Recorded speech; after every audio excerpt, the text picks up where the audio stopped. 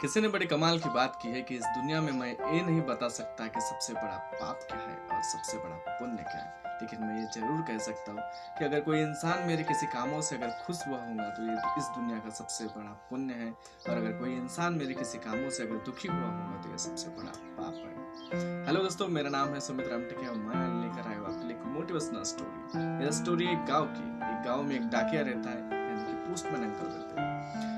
बरसों से वो चिट्ठियां बांटा करते हैं, लेकिन आज उनके पास में एक ऐसी चिट्ठी आती है जिस चिट्ठी पे जिस एड्रेस पे आज तक उन्होंने कभी चिट्ठी नहीं छोड़ी। नया एड्रेस, नया पता रहता है। पोस्टमैन अंकल वो चिट्ठी लेके जाते, उस घर पहुंचते। घर पहुंचने के बाद में दस्तक देते, पोस्टमैन चिट्ठी आई है। अंदर से कोई रिस्पॉन्स नहीं मिलता, कोई आवाज नहीं आता। फिर से वो बोलते कि पोस्टमैन आए हैं, आपके लिए चिट्ठी लाए हैं। तो अंदर से एक आवाज आती है कि पोस्टमैन अंकल, आप एक काम कीजिए, चिट्ठी दरवाजे के नीचे से छोड़ दीजिए, मैं पढ़ लूंगी। पोस्टमैन अंकल को बहुत गुस्सा आता है। वो कहते हैं कि मैं इतने दूर से ये चिट्ठी इनके लिए लाया हूँ, फिर भी इन लोगों को हमारी कदर नहीं है। तो और वो महारानी साहिबा अंदर से आवाज दे रही है कि भाई मैं पढ़ लूंगी, आप नीचे से छोड़ दो। गुस्सा आने के बाद में पोस्टमैन अंकल बहुत जोर से चिल्ला के बोलते हैं कि रजिस्ट्री है, आपको आकर साइन देना होगा। अंदर से एक आवाज आती है कि अंकल मैं थोड़ी देर में आती हूँ। 1 minute, 2 minute, 3 minute, 4 minute, 5 minute बीत जाने के बाद भी अगर कोई वहाँ उस दरवाजे पे कोई नहीं आता। 5 मिनट बीत जाने के बाद में एक लड़की आती है जो 12-13 साल की लड़की होती है।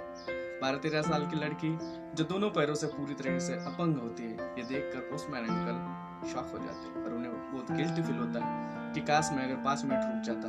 मैंने उस लड़की को मतलब जोर से चिल्ला के कहा कि चिट्ठी है आपकी, आप आना नहीं क्यों नहीं चाहते।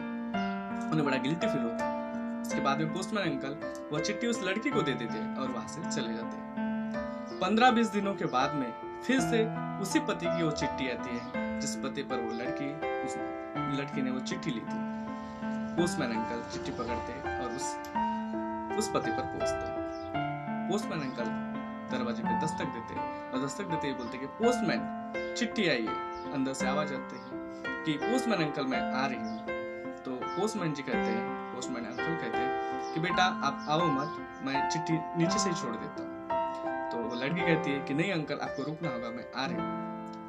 5 मिनट बाद दरवाजा वो लड़की खोलती है। उसके बाद में वो चिट्ठी लेती है और चिट्ठी लेते ही वो पोस्टमैन अंकल से कहती है कि अंकल जी 1 मिनट आप रुकिए, मैं आपके लिए कुछ उपहार लाई हूँ। पोस्टमैन अंकल बहुत सोचने लगते हैं कि यार क्या उपहार हो सकता है और मुझे ये लड़की क्यों दे रही है। वो पोस्टमैन अंकल उस लड़के से कहते हैं कि आप मुझे क्यों उपहार दे रहे हो। तो वो कहती है कि नहीं अंकल, आप रुकिए, मैं आपको देती हूँ। थोड़ी देर बाद वो लड़की अंदर जाती है। अंदर जाने के बाद में बॉक्स लाती है और बॉक्स उस पोस्टमैन अंकल को हाथ में थमाती है। पोस्टमैन अंकल बहुत शॉक रहते हैं। वो बोलते हैं कि बेटा ये इसकी जरूरत मुझे नहीं है, लेकिन वो लड़की कहती है कि नहीं अंकल जी, आप इसे रख लीजिए, और हाँ आप ऑफिस जाए, ऑफिस जब आप पहुंचे तभी इस चिट्ठी को तभी इस बॉक्स को आप खोलोगे।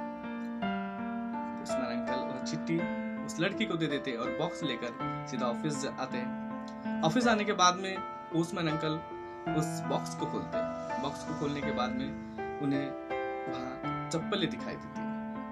पोस्टमैन अंकल बहुत शॉक होते हैं। वो सोचते हैं कि उन्हें वो दिन याद आता है जब वो 5 मिनट भी नहीं रुक पाए, इंतजार नहीं किए और वो उस लड़की पे चिल्लाए। पोस्टमैन अंकल को बहुत ज्यादा गिल्टी फील होता है।